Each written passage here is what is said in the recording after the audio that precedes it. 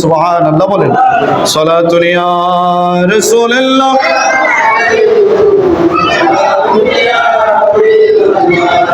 তোমাকে ডাকি যদি একবার আল্লাহ, আমাকে কাছে টানো বারবার। তোমাকে ডাকি যদি একবার আল্লাহ, আমাকে কাছে টানো। একটু মহব্বত বলি না। তোমাকে ডাকি যদি একবার আল্লাহ, আমাকে কাছে টানো।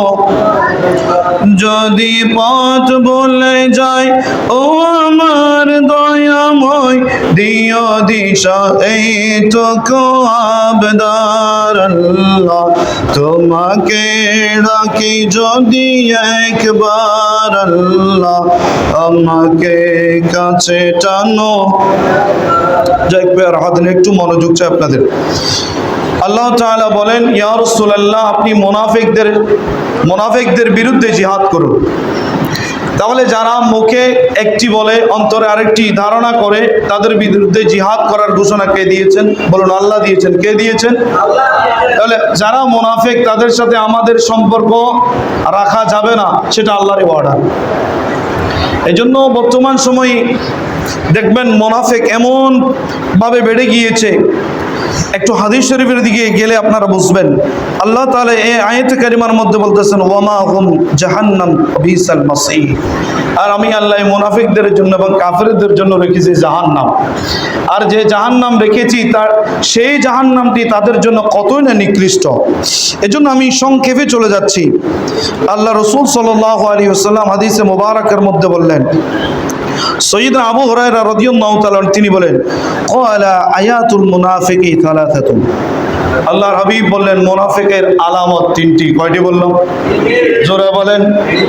তিনটি আলামত। একটি বলেন, ইদা হাদ্দাথা কাযাবা, যখন সে কথা বলে মিথ্যা কথা বলে। কথা বলার সময় কি বলে? জোরে বলেন। মিথ্যা কথা বলে। অনেক সময় দেখা যায় আল্লাহর কসম করেও বলে, আল্লাহর কসম করে বলছি, আমি মিথ্যা কথা বলছি না। এই কসমের প্রচলন পুরুষের থেকে মহিলাদের মধ্যে বেশি। মহিলারা কথায় কথায় কসম খায়, আল্লাহর কসম, খোদার কসম, একেবারে মসজিদের কসম, মাজারের কসম, আরো যা আছে ইত্যাদি, যত কসম আছে সবচেয়ে বেশি কসম কারা খায়? মহিলারা। অথচ আল্লাহ রাসূল সাল্লাল্লাহু আলাইহি ওয়াসাল্লাম বলেছেন, তোমরা হয়তো শপথ করবে না, এটা গুনাহ। আর শপথ করতে হলে একমাত্র আল্লাহর নামে করতে হবে। মসজিদের নামও নয়, মাজারের নামও নয়। অনেকে বলে তোর উপরে মাজার ভাঙ্গি পড়ুক, তোর উপরে মসজিদ ভাঙ্গি পড়ুক। আছে না? কথা বলেন না, আছে না এরকম? খবরদার, এরকম শপথ করা যাবে না। এদের উপরে আল্লাহ লানত। আল্লাহ আমাদেরকে হেফাজত করুক, সকল বেলা আমিন। তাহলে প্রথমে বললাম, ইদা হাদ্দাথা কাযাবা। মুনাফিকের প্রথম আলামত, তারা যখন কথা বলবে মিথ্যা কথা বলবে। শুরুতে বিসমিল্লাহ বলবে, কিন্তু যে কথাটা বলবে বিসমিল্লাহ বলে এটা মিথ্যা কথা। বেশিরভাগ সময় দেখা যায় ব্যবসায়িকদের ক্ষেত্রে, তারা ব্যবসা যখন করে তখন বলে, এটা আমার এত টাকা কিনা। আল্লাহর কসম করে বলছে, এটা আমার এত টাকা কিনা। সবাই না, কিছু কিছু তো আছে এরকম। এই জন্য বলছি, এরকম শপথ করা যাবে না। শপথের ভঙ্গের কাফারা আছে। শপথ যে আপনি ভঙ্গ করেছেন, সেটার জন্য কাফারা অন্যদিন বলবো ইনশাআল্লাহ। এরপর দ্বিতীয় নম্বর হচ্ছে ওয়াইদা ওয়াদা আখলাফা। আর মুনাফিকের দ্বিতীয় নম্বর আলামত, যখন সে ওয়াদা করে তখন খেলাফ করে। বলে কেমন ওয়াদা? আমরা যখন মাঝে মধ্যে আপনাদেরকে জিজ্ঞেস করি, ভাই আপনাকে নামাজে দেখি না, একটু গরম হওয়ার পরে বলে ইনশাল্লাহ আগামী জুমা থেকে ইনশাল্লাহ পাক্কা মুসল্লি হয়ে যাবে। পাক্কা ওয়াদা আছে না? কথা বলেন, আছে না নাই? এইটি হচ্ছে মুনাফিকের আলামত, দ্বিতীয় নম্বর আলামত। অনেকে আছেন কারোর সাথে ওয়াদা করেছেন, বিভিন্ন ওয়াদা হতে পারে, জায়গা জমির ওয়াদা হতে পারে, টাকা পয়সার ওয়াদা হইতে পারে, অথবা কথার ওয়াদা হইতে পারে, কিন্তু দেখা যায় আবার আখলাফা, সেটা ভঙ্গ করা হয়। বর্তমান সময়ে দেখা যায় আমাদের এই সময়ে বেশি ওয়াদা খেলাফ হয়। ওয়াদা খেলাফ টাকা পয়সার লেনদেনের ক্ষেত্রে বেশি হয়। অনেক সময় দেখা যায় স্ট্যাম্প হওয়ার পরও অস্বীকার করে। স্ট্যাম্প করা মানে কি? ওয়াদা করা। আমি আপনার কাছে এই জায়গা বিক্রি করেছি, আপনাকে ওয়াদা দিয়েছি মসজিদকে এই জায়গা দেবো, ওয়াদা দিয়েছি মসজিদের জন্য এত টাকা দেবো, এগুলো হচ্ছে ওয়াদা। আর কিন্তু মুনাফিক যারা, তারা মসজিদের সাথেও বেঈমানি করে, আল্লাহর সাথেও বেঈমানি করে, ইমানদারের সাথেও বেঈমানি করে। বলে আমি কখন করেছি? আমার লাইফে আমি দেখেছি মসজিদে জায়গা দিয়েছে, বলে আমি কখন দিয়েছি? আমার থেকে জুলুম করে নিয়ে নিয়েছে। নাউজুবিল্লাহ বলেন না। মসজিদে জায়গা দিয়ে দিয়েছে, আমাদের মিনিস্টারের কথা। জায়গা দেওয়ার পরেও যখন কোনো কারণে ভাইয়ে ভাইয়ে ঝগড়া হয়েছে, সাথে সাথে উল্টে গেছে, বলে আমি তো মসজিদের জন্য জায়গা দিইনি। কত বড় নাফরমান, চিন্তা করেন। কবরস্থানের জন্য জায়গা দিয়েছে, কিন্তু ছেলেরা সাথে সাথে উল্টে গিয়েছে, আমার বাবা জায়গা দেয় না, তোমরা জোর করে নিয়েছো। সভাপতি, সেক্রেটারি, এলাকাবাসী জোর করে আমার বাবা থেকে নিয়েছে। আছে না এরকম? এগুলো হচ্ছে মুনাফিকের আলামত। কিসের আলামত? মুনাফিকের আলামত। আল্লাহ রাসূল বলতেছেন ওয়াইদা তুমিনা খানা, আর যখন তাদের কাছে যখন আমানত রাখা হয়, কোনো টাকা পয়সা, ধন দৌলত, জায়গা জমির যখন কোনো কবলা রাখা হয়, দেখা যায় ওই বান্দা ইমানদার নামাজি, কিন্তু ব্যান্ডারের সাথে যোগাযোগ করে নিজের নামে লেখা নাই। এরকম আছে না নাই? কথা বলেন, আছে না নাই? 3 নম্বর আলামত মুনাফিকের। আল্লাহ রাসূল বললেন এগুলো হচ্ছে মুনাফিকের আলামত। আর মুনাফিক যারা হবে তাদের শাস্তি কি হবে একটু পরে আপনারা জানবেন। আল্লাহ রাসূল সাল্লাল্লাহু আলাইহি ওয়াসাল্লাম আরেকটি হাদিস শুনুন। সাইয়্যিদুনা আব্দুল্লাহ ইবনে আমর রাদিয়াল্লাহু তাআলা তিনি বলেন, আন্না রাসূলুল্লাহ সাল্লাল্লাহু আলাইহি ওয়াসাল্লাম ক্বালা আরবাউন মান কুন্না ফিহি কানা মুনাফিকুন খালিসান। আল্লাহর নবী বলেন, যার কাছে 4টি অভ্যাস থাকবে সে খালেস ফিউর একজন মুনাফিক। তার মধ্যে হচ্ছে মান কানাত ফিহি খাসলাতুন মিনহুন্না, যদি তার মধ্য থেকে 4টি থেকে একটিও থাকে, সেও তার অন্তরের মধ্যে নাফাকি রয়েছে। সেটা কি? আল্লাহর হাবিব সাল্লাল্লাহু আলাইহি ওয়াসাল্লাম বললেন, মিন নিফাকি হাত্তা ইয়াদাআহা, এই নাফাকি কতক্ষণ থাকবে? যতক্ষণ না সে নাফাকির জন্য আল্লাহর কাছে তওবা না করবে, আগের জায়গা থেকে ফিরে না আসবে। আল্লাহ রাসূল বললেন, ইদা তুমিনা খানা, যখন তার কাছে কোনো টাকা রাখা হয়, দেখা যায় দিয়েছে 500 টাকা, সকালবেলা বা বিকেলবেলা 2 দিন পরে যখন খোঁজা হয়, তখন বলে টাকা তো আমি কিস্তর টাকা দিয়ে ফেলছি। কিসের টাকা? আমার কিস্তর টাকা শর্ট ছিল, আপনি আমার দিয়েছেন ভালো কথা, কিন্তু আমার তো কিস্তওয়ালা যখন এসেছে আমি দিয়ে দিয়েছি। এটা ওয়াদা খেলাফ হলো না? কথা বলেন না, খেলাফ হলো না? এখন আসুন, আইএমএ জাহিলিয়ার মধ্যে আমার আপনার দয়াল নবীর নিকট যখন কাফেররা টাকা পয়সা ধন দৌলত এগুলো আল্লাহর নবীর কাছে রাখতো। কার কাছে রাখতো?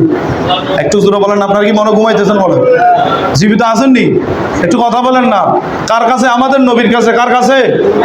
নবীর কাছে রাখতো বেঈমানে। কে রাখতো? বেঈমানের বিশ্বাস ছিল নবীর কাছে যদি রাখি তাহলে সেটা বরাবর পাওয়া যাবে।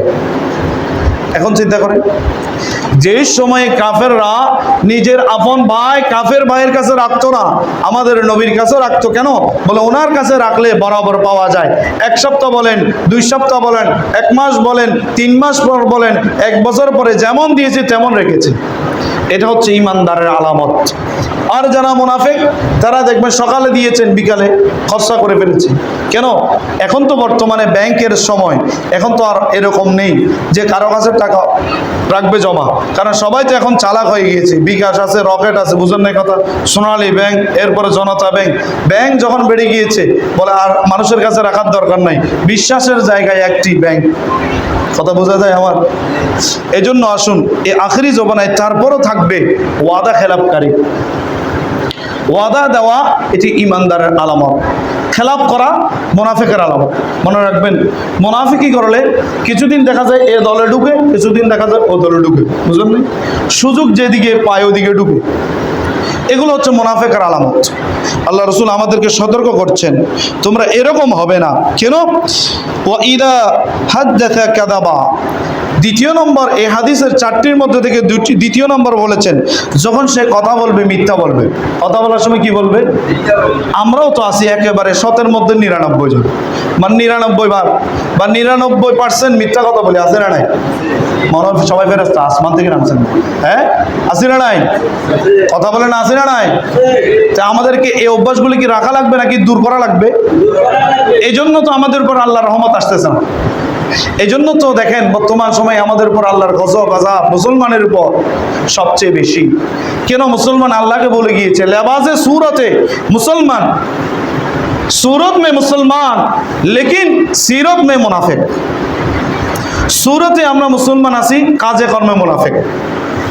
কোনো দোকানদারের থেকে যদি আমরা বাকি খেতে পারি, কালকে দেব পরশু দেব, দেখবেন দোকানদারের হিসাবের খাতা উল্টাইলে 2 বছর বড় খুঁজে পাওয়া যায় না, আছে না? এরকম এখন তো দোকানদার যারা আছেন একটু খুশি হবেন, হুজুর আজকে তো ওয়াজ আমাদের পক্ষে না, আমি কারো পক্ষে না, আমি কোরআন হাদিসের পক্ষে। মনে রাখবেন, আলেম ওলামা কোনো কারো ব্যক্তির পক্ষে না, কোরআন হাদিসের পক্ষে থাকতে হবে, ইসলামের পক্ষে থাকতে হবে। তো এই জন্য যেটা সত্য কথা সেটা বলছি। অনেক সময় বাকি খাওয়ার পরে দেখা যায় হিসাবের খাতা শেষ, এখনো টাকা দেওয়ার কোনো খবর, তাহলে দেখেন তাদের এই ওয়াদাগুলো মুনাফিকের কাতারে যাচ্ছে। যদি এরকম হন আপনি, এরকম মুনাফিকি করে যদি মারা যান, কি অবস্থা হবে? আরেকটু হাদিস শরীফের মধ্যে গেলে আমরা বলতে পারবো ইনশাআল্লাহ। আল্লাহ রাসূল বলেন, মিথ্যা কথা বলে